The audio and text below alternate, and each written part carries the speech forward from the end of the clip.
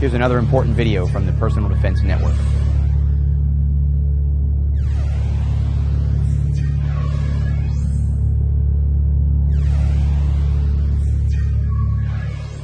We're here in the kitchen scenario area of the Sentry Training Facility, and now that Mike's shown us some great ways to defend ourselves with sticks that are much more traditional, something like this mop that we certainly could find in this environment, or even a 2x2 or any other kind of stick, obvious stick that we might have in an area on purpose or that just happens to be there. Let's also talk in this environment about practical application, and maybe you could point out some of the other things we might see in our everyday environment that could be used as sticks or with the same techniques. Sure. You're looking for basically the same attributes.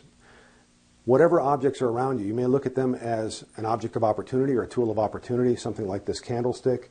I can pick this up, and based on the fact that I can wield it effectively with one hand, I can reach out somewhat with it and strike with it, it's going to have a lot of the same attributes that a medium-length stick would have.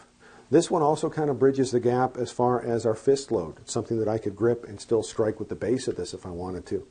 Being aware that this is there, being aware of its attributes and its potential function as a defensive tool is a very important thing. I could also look at pre-positioning things in my environment.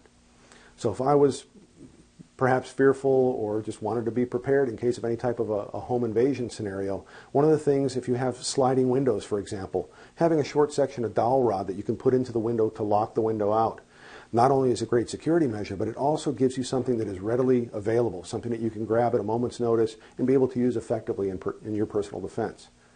So in any type of environment like this, you need to look at what's around you.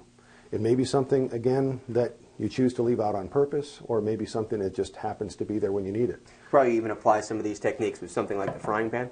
One of the great things about something like this, when you look at, again, the concept aspect of what we looked at, the idea of using a long weapon, typically we would guard with two hands and be able to have a shielding function.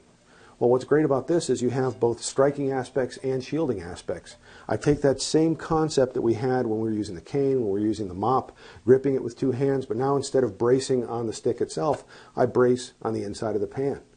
So if you were to strike at me, I can block. This would actually not only block your weapon, but also potentially destroy your grip by mashing into your fingers. I can control, I now can hit with the flat. I can also hit with the edge of this, because again, understanding the attributes of the weapon, understanding what it allows me to do, that's what allows me to use it effectively.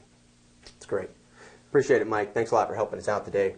Appreciate you being in the Personal Defense video series. My pleasure. Check out more videos just like this one at the Personal Defense Network.